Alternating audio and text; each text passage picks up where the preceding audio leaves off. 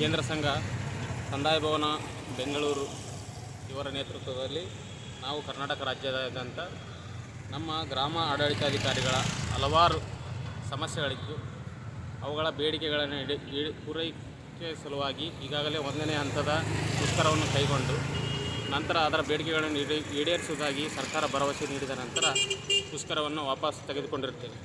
ಇಲ್ಲಿವರೆಗೂ ನಮ್ಮ ಬೇಡಿಕೆಗಳು ಈಡೇರದ ಕಾರಣ ಮತ್ತು 2ನೇ ಹಂತದ ಮುಷ್ಕರವನ್ನು ದಿನಾಂಕ 10/2/2025 ಅನಿರ್ದಿಷ್ಟಾವಧಿಯವರೆಗೆ ಕೈಗೊಂಡಿರುತ್ತೇವೆ. ನಮಗೆ ಇಲ್ಲಿಯವರೆಗೆ ಮೊಬೈಲ್ನಲ್ಲಿ 21 ಆ್ಯಪ್ಗಳಿದ್ದಾವೆ. ಅವುಗಳನ್ನು ನಿರ್ವಹಿಸಲು ನಮಗೆ ಸರ್ಕಾರ ಮೊಬೈಲ್ ಆಗಲಿ ಅಥವಾ ಲ್ಯಾಪ್ಟಾಪ್ ಆಗಲಿ ಯಾವುದನ್ನು ಪೂರೈಸಿರುವುದಿಲ್ಲ.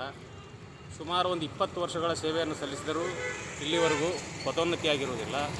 ಹಾಗೂ ಎಲ್ಲ ಇಲಾಖೆಗಳಲ್ಲೂ ಅಂತರ್ಜಿಲ್ಲಾ ವರ್ಗಾವಣೆ ಇದ್ದರೂ ನಮ್ಮ ಕಂದಾಯ ಇಲಾಖೆಯಲ್ಲಿ ಅಂತರ್ಜಿಲ್ಲಾ ವರ್ಗಾವಣೆಗೆ ಅವಕಾಶ ಇರುವುದಿಲ್ಲ. ಹೀಗಾಗಿ ನಮಗೆ ಕೇಂದ್ರದ ಸ್ಥಾನದಲ್ಲಿ ಇರಲಿಕ್ಕೆ ಒಂದು ಕಚೇರಿಯೂ ಸಹ ಇರುವುದಿಲ್ಲ. ಹಾಗಾಗಿ ಇನ್ನೂ ಹಲವಾರು ಬೇಡಿಕೆಗಳಿರುವುದರಿಂದ ಆ ಬೇಡಿಕೆಗಳ ಈಡೇರಿಕೆ ಸಲುವಾಗಿ ನಾವು ಇಂದು ಇಲ್ಲಿ ನಮ್ಮ ತಹಸೀಲ್ ಕಾರ್ಯಾಲಯ ಯಾದಗಿರಿ ಮುಂದುಗಡೆ ಅನಿರ್ದಿಷ್ಟಾವಧಿ ಮುಷ್ಕರವನ್ನು ಕೈಗೊಂಡು ಕುಳಿತಿರ್ತೀವಿ. ಗ್ರಾಮಾಡಳಿತಾಧಿಕಾರಿ ರಾಮಸಮುದ್ರ, ಕೊಟ್ರಯ್ಯ ಮಠ ಗ್ರಾಮಾಡಳಿತಾಧಿಕಾರಿ ರಾಮಸಮುದ್ರ.